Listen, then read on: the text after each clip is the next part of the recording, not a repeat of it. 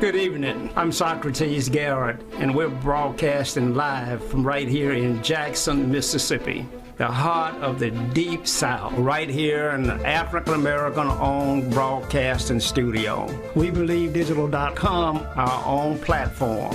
And so it's critically important that in the African-American community, we control the narrative.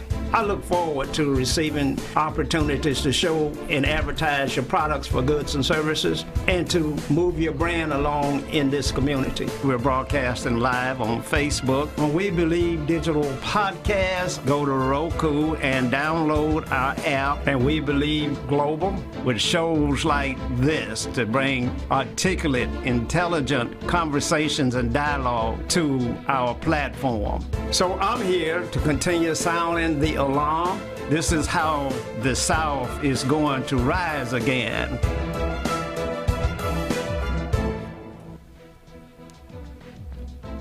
Good evening, and welcome to Socrates Garrett Live. We're broadcasting right here from Jackson, Mississippi, the heart of the Deep South, where we believe that one day the South will rise again. And if it does, black folk will be at the helm. We will be directing, calling the shots, making the decisions on how it's going to rise again. Because others have had the opportunities now for over 300 years. And look where we are today. So this show is being brought to you live from Jackson, Mississippi, in a broadcast studio that's second to none. And we're broadcasting on WeBelieveDigital.com, our own platform. We're broadcasting live on Facebook at We Believe Digital Podcast. You can find us on YouTube at We Believe Digital. Find us on Roku TV at We Believe Global. Listen to us live at Wmpr radio station, 100,000 watts of broadcast power. So the message is getting out. We're getting the message out. We're getting the crying call out for those individuals of like mind to join this movement so that we can make the South rise again. You can call in tonight. The telephone number is 800-492-5186. We'd love to hear your comments, and if you have some pertinent information on how we're going to change things, we'd love to have that as well.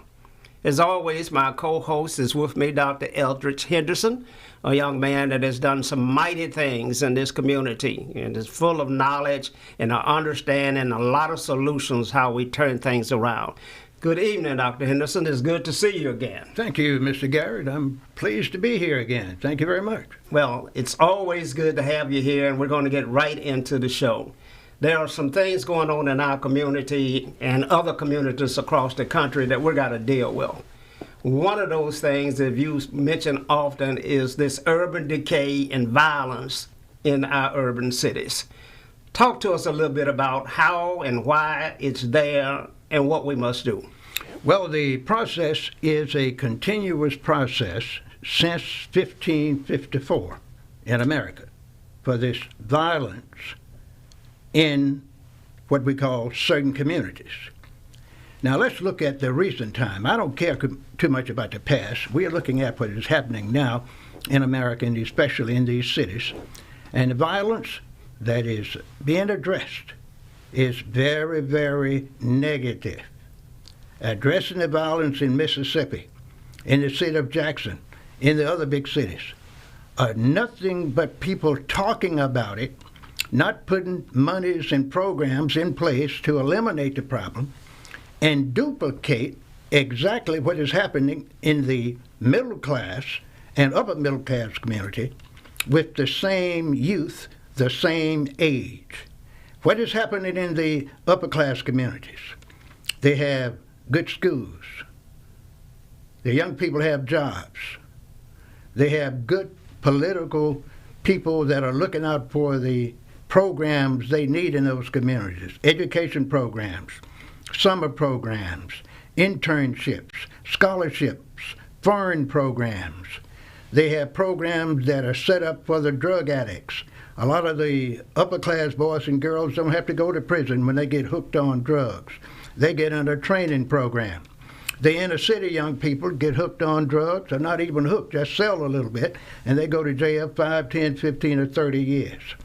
Well, Dr. Henderson, we've had this problem for some time.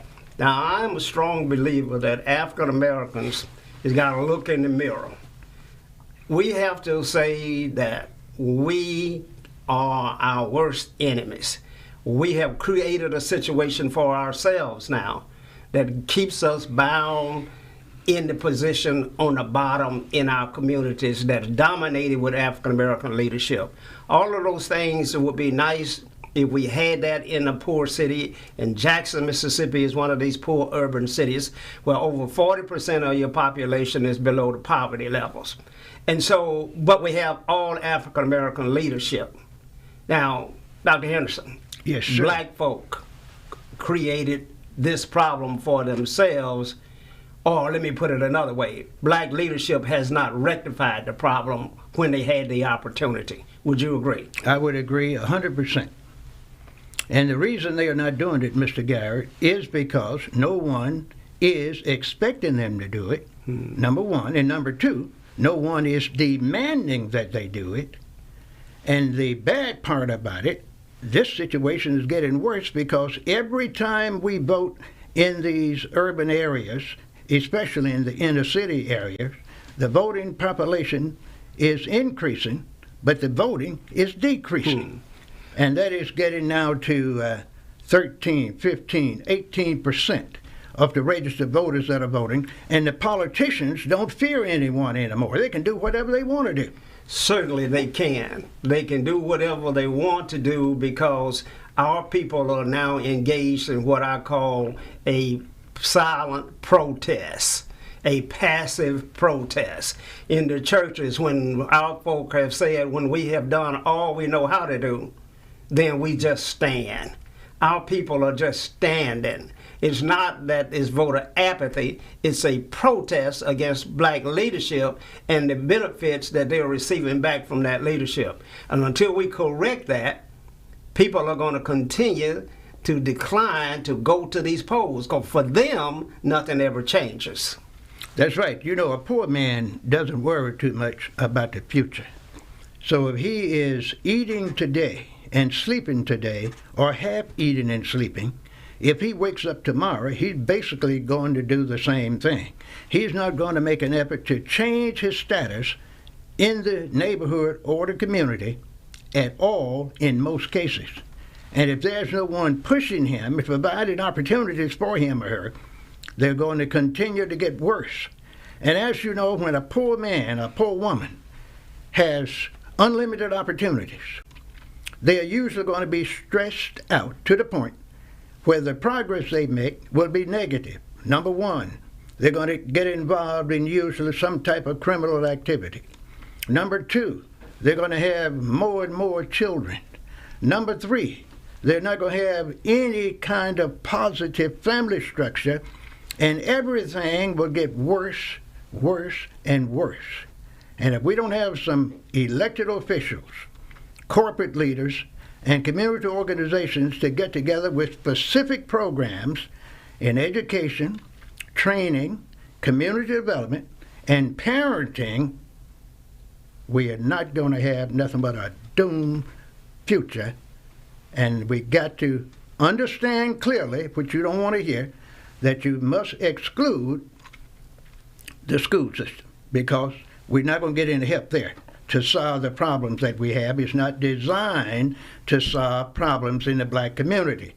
The public school system throughout America is designed to perpetuate the problems in the inner city and what I call the rural area. Now, that is a fact. Well, yeah, I will disagree with you, because if we don't get the training that we need in our school system, if we don't educate our children, if we don't elevate their self-esteem, then our future is really doomed. And you say that we have less than 9 years to correct this. That's exactly right. And why do you say that? Well, because, see, there are certain areas of activity that will determine your destiny from birth to death. There are certain things that black folks must control from birth to death. 5 areas. One is education and training. The other one is religion. The third one is economic development. The fourth one is principles of leadership. And man, these politicians are going crazy throughout the country. And the last one is politics. Now, if you don't have your resources together in this order, you must get that education and training. You must get involved in some kind of moral upgrades. You must get some economic development activity for yourself, your family, and your community.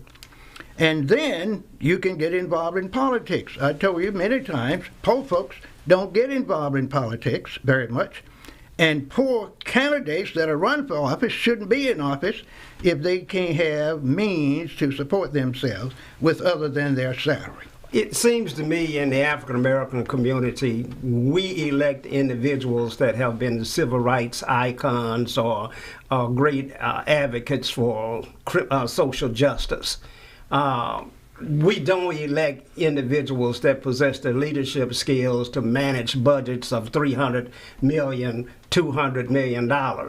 Not knowing how to read a balance sheet, not understanding the profit and loss, not understanding cash flow, not understanding budget, it's not understanding all of the things that are required to run an enterprise that large. You would not go to a doctor for a heart transplant that had never done one before. And so we take these people from an advocacy role and we put them in charge of a budget of which they know absolutely nothing about. That's historical. And so we continue to do that, and the reason we do that is because our folk have been mistreated so badly over the years until we're still fighting an invisible enemy. We're fighting the white man when the white man is basically left us to ourselves in the inner city. It wouldn't even take over Jackson public school system when it met all of the criteria for a takeover. You know why, don't you? No, why? Well, I tell you, it's very simple. If you do the research, you'll find it. Now, this is not a secret.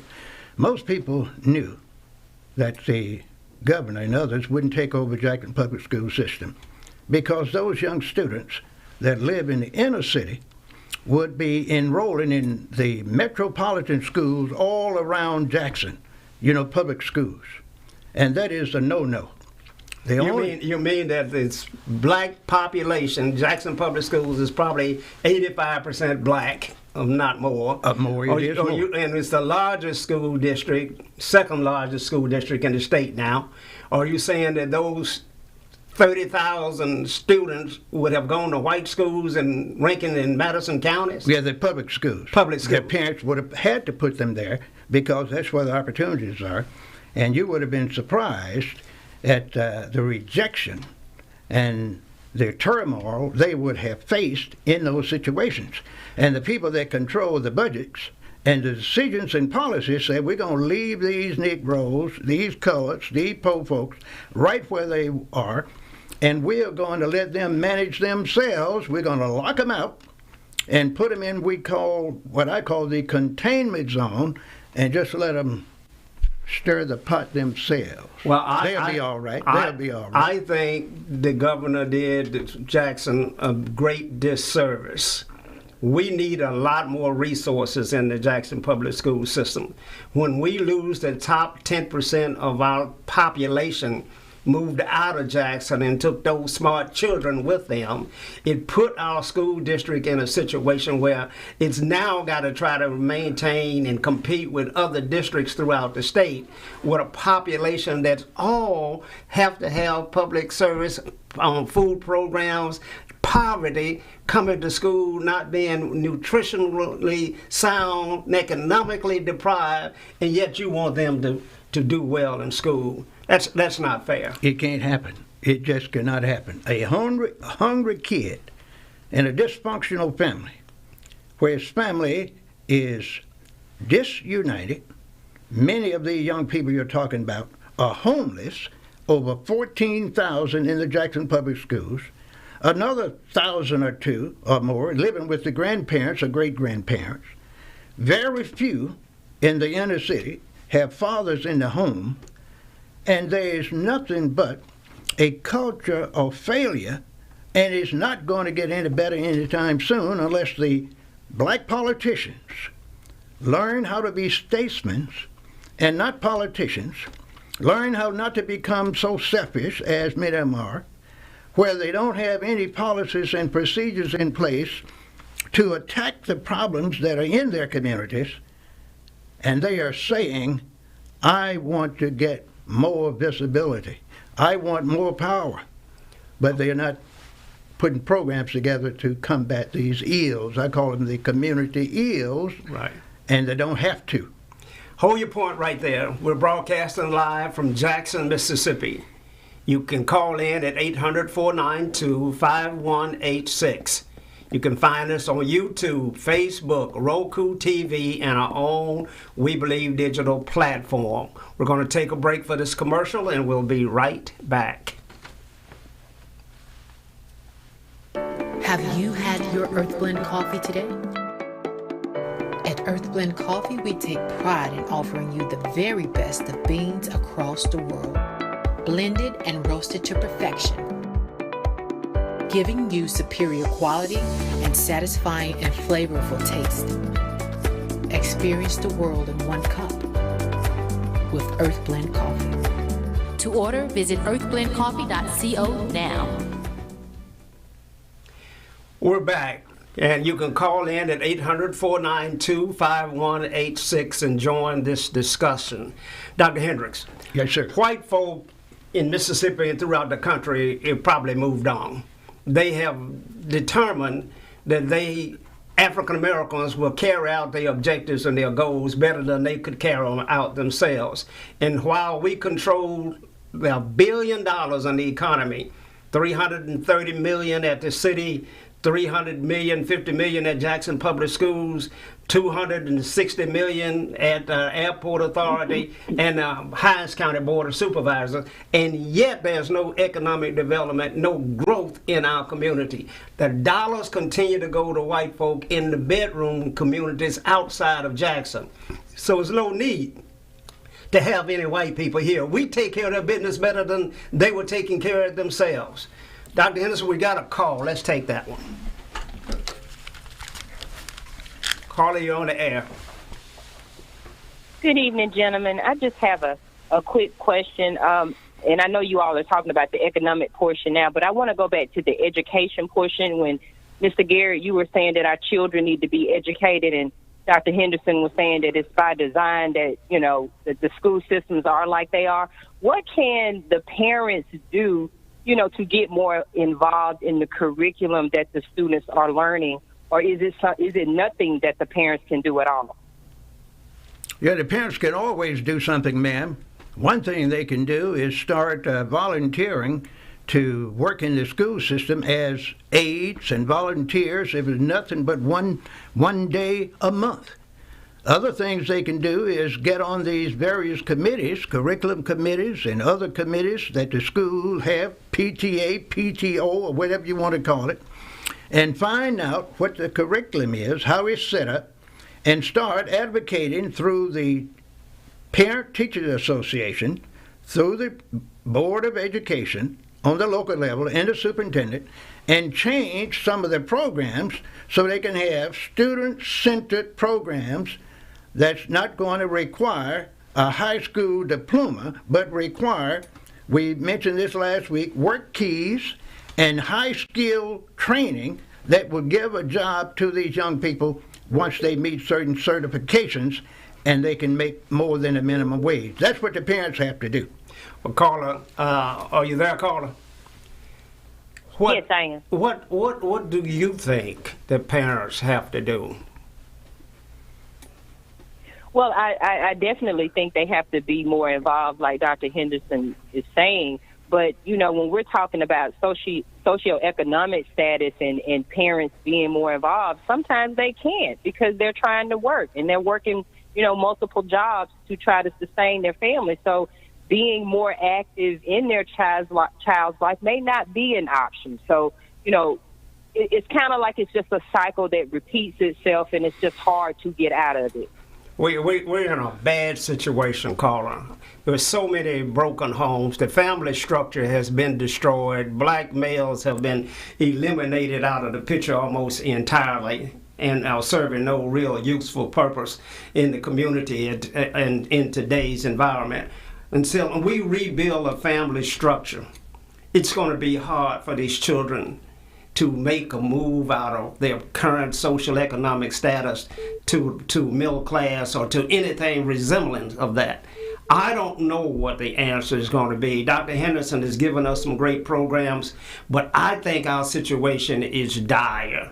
I think it's so critical that we're going to lose this generation, and the generations after that are going to suffer even more than they are suffering today. I'm sorry to be so negative. Well, Cole, I want to tell you that since we just made it known again, and it's no secret that the family structure is gone in the black community in the inner city, in the urban areas, but the thing that you must look at is there is a potential for hope, Mr. Garrett, and that is community organizations can provide programs through the churches, education programs, literacy programs, financial literacy programs, skill-based programs. Hold your thought. Thank you for calling, caller. We're going to go to the next call. Caller, you're on the line. Thank you. Good evening. Good evening. Good evening. Thank you for the program this evening. And the topic is very timely, but I do want to say that the patterns, the precepts, and the principles have already been established. And what we have to do is align ourselves with the process. The process has already been established because we have many successful black people now, but I would dare say that probably over 90% of them would say that their success is rooted and grounded and anchored in the church. And because think about it now, we didn't have social workers, lawyers, but that minister was the social worker, that minister was the lawyer, made contact with people for one. So we have to respect our institutions, and the church and the black community did a lot. They were in the forefront. I think about the gentleman up in Lexington, was it? He took a shot in the brain one Saturday afternoon, getting ready to go and get his clothes out of the cleaners. So the preachers were in the forefront, and I thank God for them. Now, you do have to be careful where you are. You want the word, the truth, and nothing but the truth. But I also want to say this, and applaud the Jackson Public School system for, now, to say that all the smart children left, I don't agree with that. Many children are poor. I was one of them. But if you go to that place, and many of them are going, and I applaud their parents who are going up and down 20 and 80 and working fervently and diligently each day. We have some very smart students in JPS. JPS is, let's look at the situation as a possibility and not so much talk about the negative aspects of it, because there's a lot of potential here, even in the economic system, with people like Mr. Garrett and Dr. Henderson. You are having classes and educating the people. God has placed you. You have a ministry to inform people of what you know. Your anointing is making money. Inform others, and that's what you're doing, and I thank God for you. But I'm a strong advocate for public schools, especially JPS, and we need to applaud them. There are many great students here. They have a great future, and some of our students and parents, just think about this, how people used to really work hard, didn't have much, but they supported the church.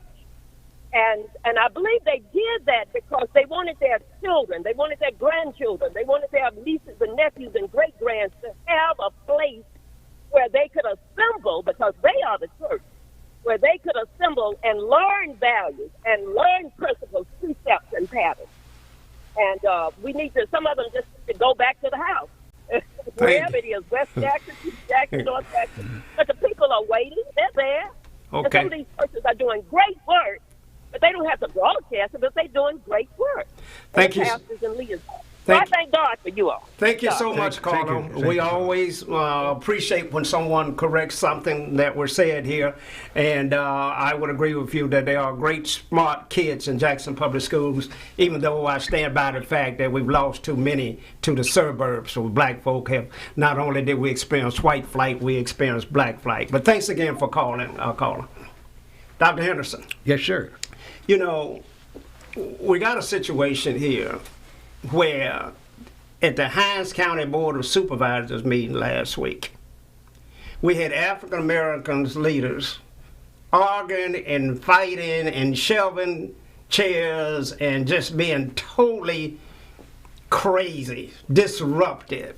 And it sent a message and it sent a signal to everybody that was watching. In the white community, they were saying these Negroes can't govern. We told you they could not lead, they cannot govern. We just leave them alone, they'll self-destruct and they'll turn on themselves and they'll actually harm themselves if we give them enough room. Our kids are saying, these adults can't tell me anything. How are you going to tell me how to act when you're acting the way you're acting as adults and supposed to be leaders? Our business community is suffering because it never participates in the economic side of what the county ought to be pushing back out to the community. And so how are we going to fight through this situation that we're in with a lack of leadership, a lack of decorum at the leadership level? Well, it's going to have to be changed to the point where community leaders, just a few, 5, 7, or 9, form a coalition, not an organization, but a coalition, and go down to Hinds County supervisors with a re-education program where they're going to talk to them about their duties and responsibilities, talk to them about conflict resolution, and let them know they're going to have to be retrained and refocused and start doing something for the community and spending the money in a manner where some of the things that we have talked about, jobs for youth, family structure, jobs for these people that are getting out of prison, training programs beyond high school for those that are not attending college where they can get skill level training and get a job. And or say this is going to be happening when you get this refocusing, or we are going to get this same committee and we are going to guarantee that you will not be in office after this term is served. But at the same time, we are going to have a community vote of confidence on each one of you. And we are going to show you that you have no respect in the community, and we're going to ask you to resign and say you are going to leave to help your family because you need some kind of inner mental, what I call, upkeep, and we want to do better. So you need to disappear. Are we going to ask all of them to resign? Well, sir, here's one thing I've learned. Okay. You can ask all to resign, but they are not. You get rid of 2 or 3 of them with a vote of no confidence.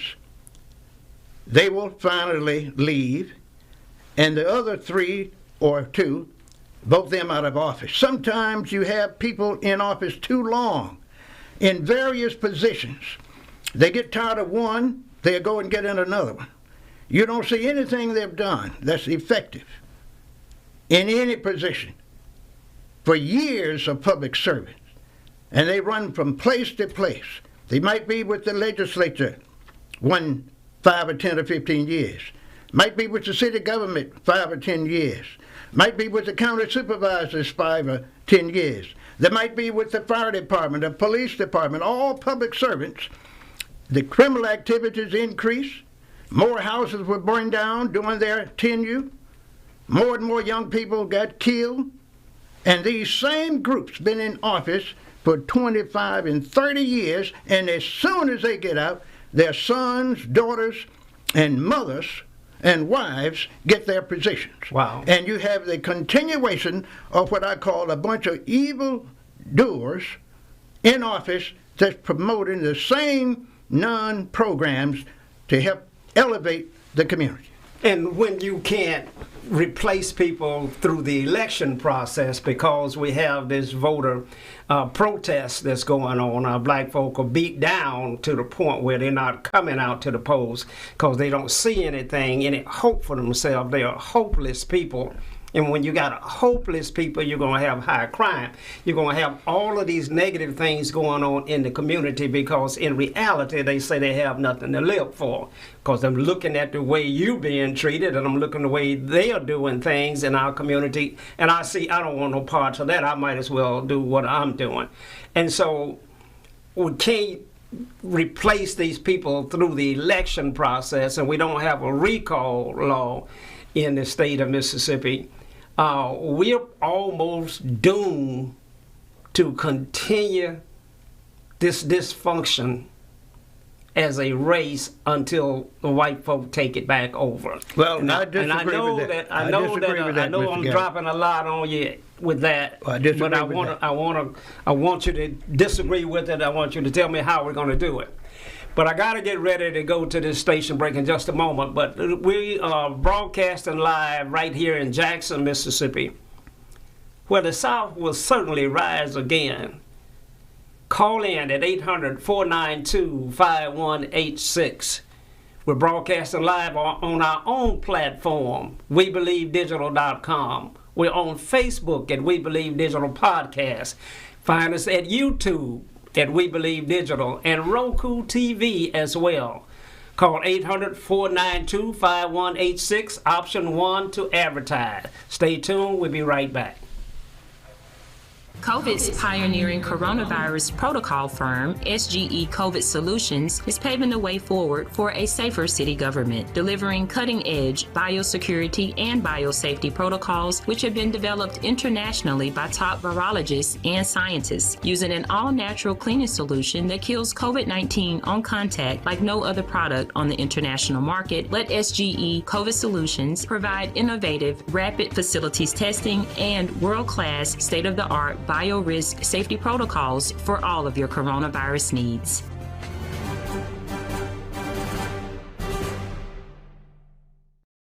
Back in the studio, we're having a very difficult conversation because we're talking about the failure of black elected officials to have the ability to lead and change the conditions of their people. It's a tough conversation. We're talking about family members. We're talking about friends and neighbors, all in the African American community. The problem today lies squarely on the shoulder of the African American elected officials. But now believe this, our hope also resides in the African Americans' future elected officials, because we cannot turn back. There is nobody else to turn to. We have to develop leadership skills within our own people. Let's take this call, Dr. Henderson. Caller, you're on the air. Thank you for taking my call. What do we do when we have elected officials to come out and view our area, see that our roads are bad, talking about out here in the county, roads in this area, and they promise us all of these things, but then they fail in delivering. So what do we do? I mean, vote them out of office? Yeah, that sounds good, but is that really the logical thing? Well, caller, we got to have change.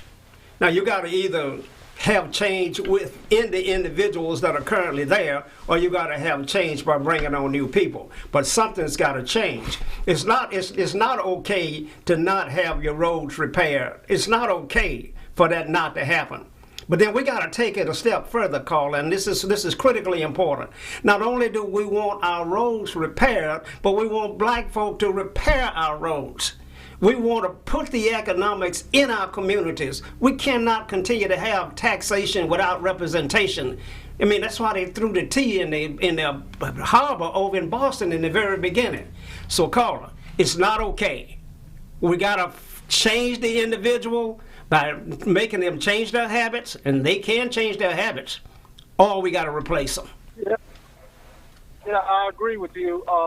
We've had 6 current supervisors that done the same thing, so I don't know. Well, we've had people we've had a failure. We have a catastrophic failure with African American elected officials. I, as an African American business person, I did tremendously better under white leadership than I'm currently doing under black leadership. I do no business with Hinds County, and we're the largest African American owned contractor in Hinds County. Not only do we do no work there, we don't even talk to anybody down there about doing any work because we know that they are against that. They are taking care of the white man's rules and regulations and Robert's Rules of Order and all of these purchasing policies and procedures that white folk put in place to make sure that they continue to get all of the benefits of this economy. And our folk are defending that position, talking about they can't change anything. They don't have the option. Yes, you do have the option. Caller, I thank you for calling. We're going to continue to work on this until we come up with a solution. Thank you for taking my call. All right. Now, Dr. Henderson, what we want African Americans out there to know, black folk, elected folk, leadership matters. We want you to know that when we see effective leadership, things change.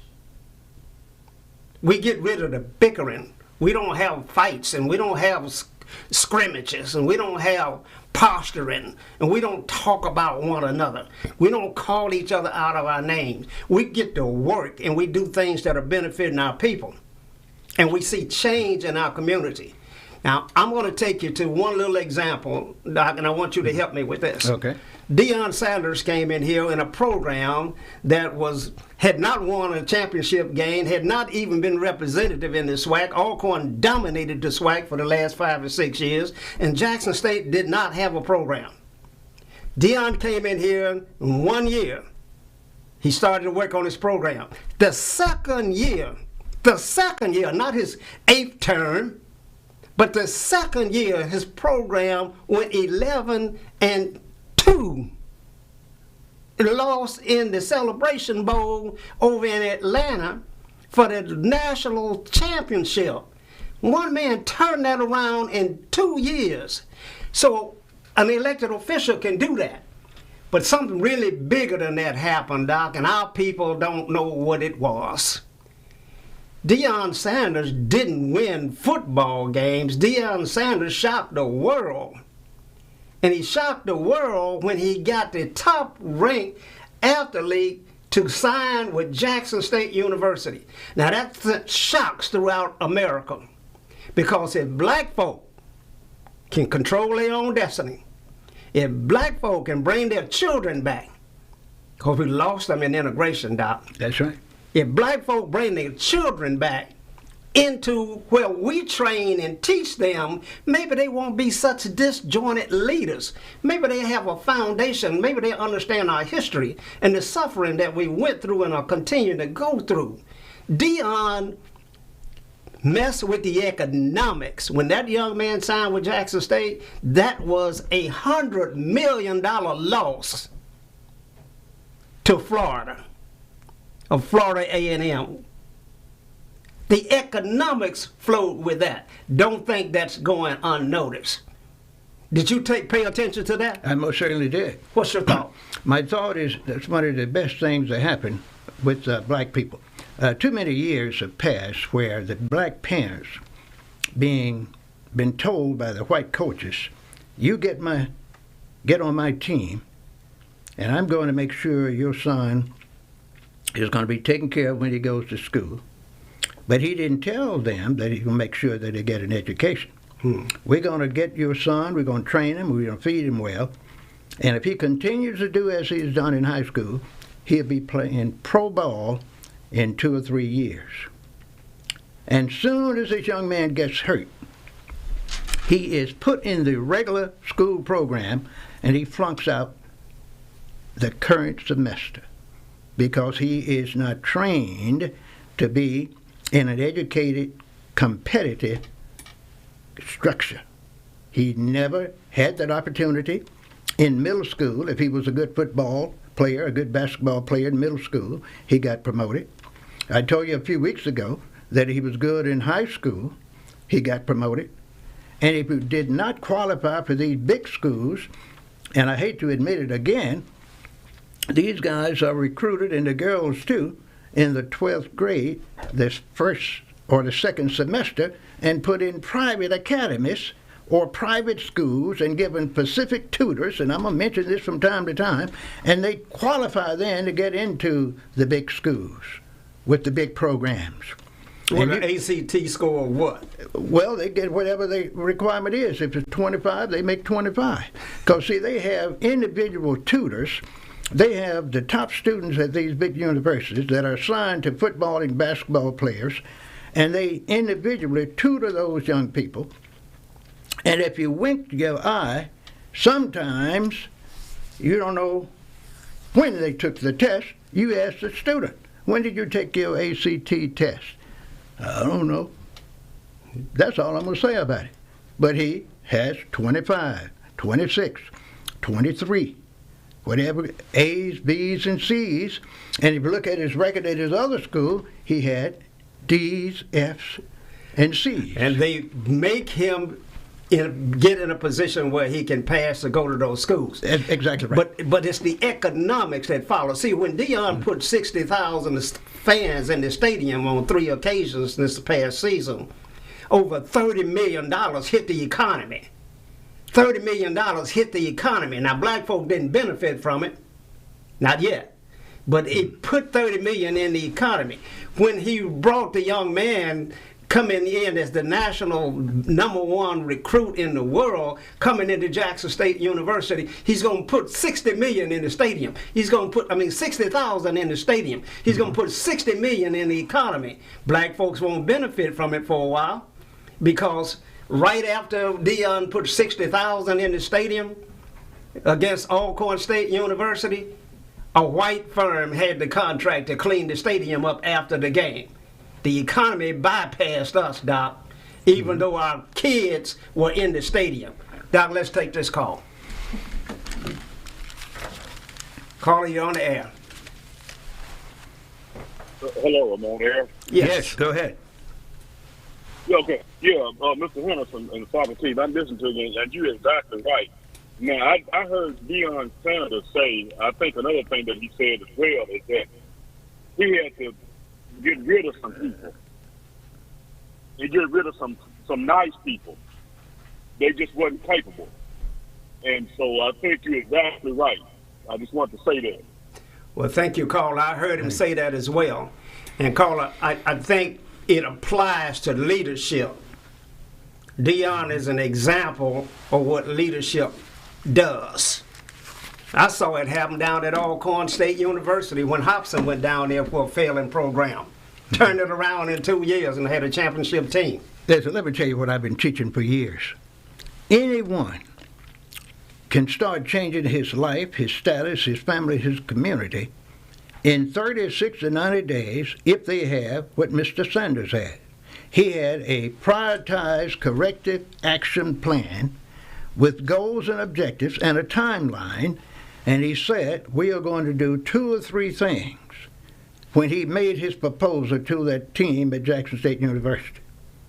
And they believed him, and I believe his motto was something like, we believe, or something like that. I believe. Yeah. I believe. So when you have a prioritized corrective action plan with an agenda, you're going to have to get some good managers to promote your program, and that's why sometimes you have to get rid of people. That's why I told you before, you have to get rid of some of these politicians, some of these preachers. Get people that can focus on the change that you present, and look what's happening. Got one of the best football players in America. Other parents are going to send their kids there. But now with the special interest groups, they're getting scared. So what they're going to do, and they've probably already done it, they're going to offer Mr. Sanders probably $100 million for a 5 or 6 year contract, and give him many coaches he wants, a helicopter, a private plane, and a mansion, and fringe benefits that'll take care of him and his family for the rest of their lives and for the next 3 generations. That's what you find people doing when they want to corrupt something that is making progress. So they take our leaders out. We finally get leadership, an example of it, and then we lose the leadership because of the orchestrated attack to take the leaders away from African American institutions. That's the design, that's the plan. I told you before, that's what they did during the Civil Rights Movement. All the leaders that they couldn't brainwash and pay to do what they're supposed to do, they killed them. And the few that they didn't want to kill, since they didn't want to kill all of them, they gave them government and state jobs and paid them well, and they moved on away from the black community. And then they had a few on the sideline that they paid as community leaders.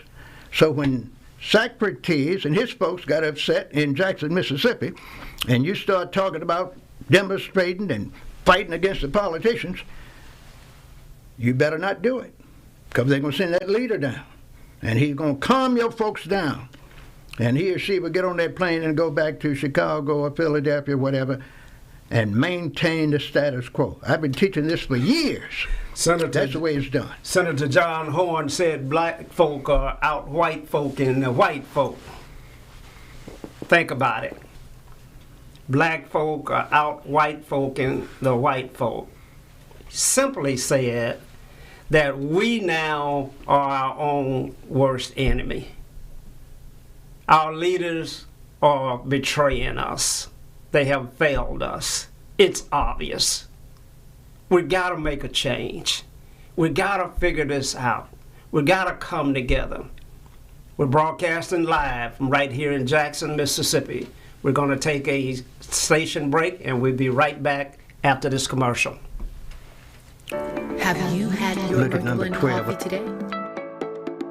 At Earth Blend Coffee, we take pride in offering you the very best of beans across the world, blended and roasted to perfection, giving you superior quality and satisfying and flavorful taste. Experience the world in one cup with Earth Blend Coffee. To order, visit earthblendcoffee.co now. We're broadcasting live right here in Jackson, Mississippi from an African-American-owned broadcast studio. We have a sister relationship with WMPR radio station. We're broadcasting live on WMPR this evening. WMPR has been a staple in the community for as long as I can remember. Charles Evers did a wonderful job of fighting this fight and bringing us to a point and keeping the black agenda in front of everybody, keeping us focused on what we need to be doing and what we need to be working for.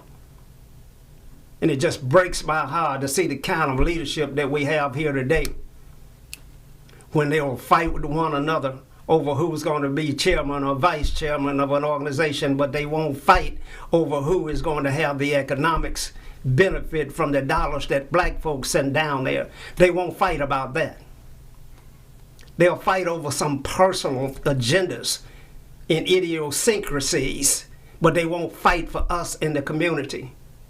African American contractors are dying on the vine. We don't see our folk working. When I saw Medgar Evers, as beautiful as our highway as it is, and I want to thank Willie Simmons, the commissioner of MDOT, for the dollars that he put in that project, but white folk did that work. I'm sick and tired of, as Fannie Lou Hamer said, I'm sick and tired of white folk coming in our community, taking all of the dollars out of our community back to their bedroom communities where everything looks so wonderful. And over here in South Jackson, it looks like a war zone. Young men walking the streets with AK-47 and oozes in the broad open daylight with their pants below their behind. They have no hope, they have no future, they have no vision, they have no concern, and they will hurt you. We have over 150 murders in this city already this year, and that number is going to continue to climb until the leadership, you asked for this job. We did not come to your door and knock on the door and ask you to come take the job. You came to us and you asked for the job. You said you could make a difference. Well, you're not making a difference. We're losing ground. Doc, I hate to keep sounding this alarm, but you said that we got 9 years or less. That's right. To fix this. Now let me tell you how. Go ahead. You can't do it with the current politicians. You can't do it with the current preachers. And you can't do it with the current corporate leaders. All black folks have to do in their individual communities where they are is recruit, train, select, and put young people from the ages of 10 to 25 or 30 in positions of responsibility, starting first in the church and then the community. And in 5, 7, or 9 years, since we don't have but 9 years, these things will start changing. You have new people that's been trained by people that have interest in their communities. Hold your thought right there, Doc. Let's take this call. Caller, you on the air. Dr. Henderson. Yes, sir. Were you supposed to be at the Mississippi State Capitol today? Well, I thought about it, Mr. Jones, and I'll tell you why I didn't show up today. And look, that's fine. That's not a problem. I just wanted to make sure that I wasn't off track. No, you were on track. But look, Mr. Garrett, thank you and Dr. Henderson both for being leaders in the community, pioneers. We made a request of one of our state representatives, Mr. DeKeitha Stamps, to host a meeting at the state capitol about the homicides in Jackson. And today we had a group of young males, all males, matter of fact, that showed up at the Mississippi State Capitol to bring and raise our concerns about the loss of life here in Jackson. That's the first thing. The second thing is, Mr. Garrett, we requested for a room to be reserved once a month at the Capitol where the community can come and bring issues from the community that we're concerned, that we believe our legislators need to address. We cannot be silent in our community any longer with over $4 billion in the coffers of the state of Mississippi, and our community, like you said earlier, looking like a third world country. We're not going to be able to change what's going on in Jackson without capital, without resources. And that's only going to come from the government funding through contracts, Mr. Garrett. You familiar with that. But it's also going to require black people, African-American people, to come together and begin to require those that's in leadership positions, and I'm talking about our Caucasian leaders, to look at the issues going on in our community. We cannot let them lead the Capitol this year like they've been doing, and the resources not go to certain zip codes in the state of Mississippi. So thank you all for taking this. And let me say this. We had 2 young males that was there today, Mr. Garrett, that had committed murder, did their time in prison, and was not able to find employment. And a young man with the Better Men Society has given them young men a job, and they're doing what they're supposed to do. So we got an example of what can happen in our community when young men have made mistakes, but more importantly, we need to do what Dr. Henderson did tonight. And one of the young men that was with us, Dr. Henderson, made a commitment to give a scholarship to. That's really where we need to start investing our dollars before these young men become criminals. Thank you, Mr. Garrett, for what you're doing, for your commitment and your partnership with WMPR. Let's move forward. Mississippi, we arise again. Thank you so much. Thank you, Mr. Jones. Thank you for all the work that you do as well. I want to answer Mr. Jones' question. He asked why you didn't show up at the Capitol. I tell all people, whenever you talk to a politician, you don't go to a meeting with a politician or a preacher or a corporate leader to talk to them about problems. You have to go to these folks with a proposal in writing asking for $100 million to solve this problem. You don't need to talk about it. Hell, everybody knows what the problems are. Say, this is a plan to correct this problem.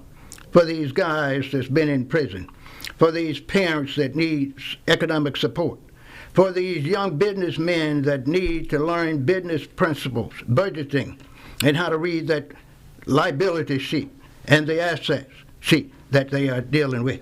That's what you do. I don't waste no time going to meetings anymore talking to politicians and preachers unless I have a proposal in writing saying we need so many $100,000 or $1 million here or there to do something in this specific community for so many hundred people, starting date and end date, to make things happen. Carla, you on air. Hey, how you all doing? I'm enjoying the show this evening, Brother Willie. I just got a big question I always ask all the time here.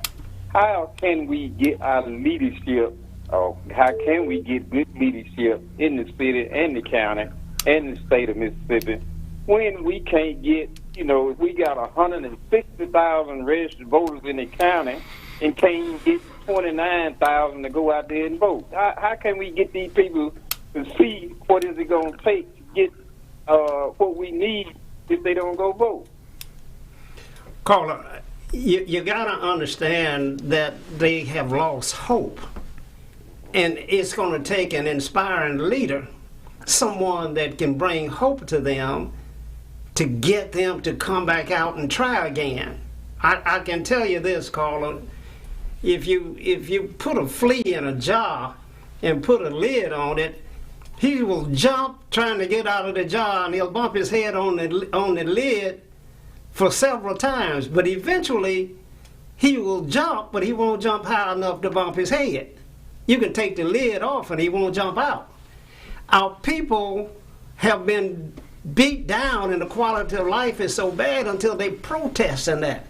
But now, Carla, let me tell you, a charismatic person, a leader with real leadership skill that can implement those things that Dr. Henderson said was required, have a plan, be able to articulate that plan, and get people to believe in you, can make a change.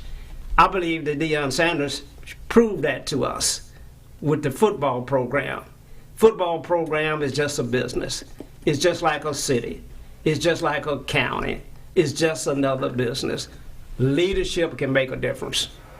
Doc? Well, I want to tell Mr. Willie that the same 15 or 17% that are putting these current politicians in office and not getting good results, with community organizations and neighborhood associations and business groups like the Beautician Association, the Funeral Home Association, getting together and organizing voter education campaigns, selecting their own candidates and voting for them, they can get the best politician in with the same amount of vote, 10, 15, or 17, or 23%.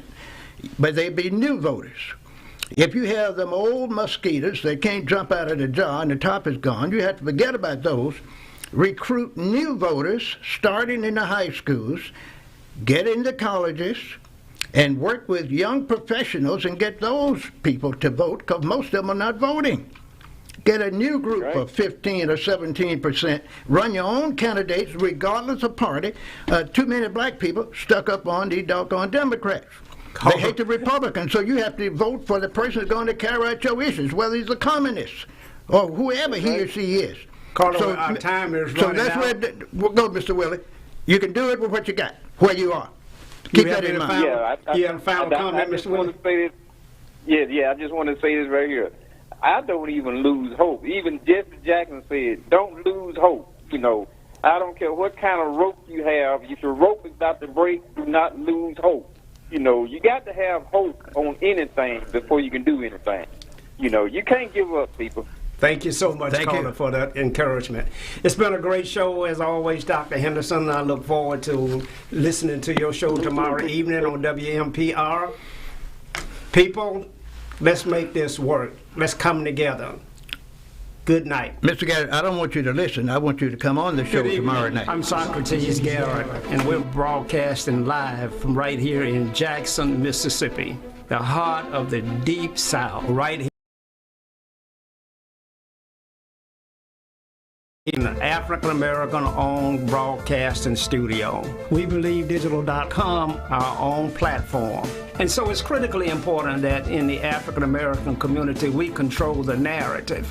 I look forward to receiving opportunities to show and advertise your products for goods and services and to move your brand along in this community. We're broadcasting live on Facebook. On We Believe Digital Podcast, go to Roku and download our app. And We Believe Global with shows like this to bring articulate, intelligent conversations and dialogue to our platform. So I'm here to continue sounding the alarm.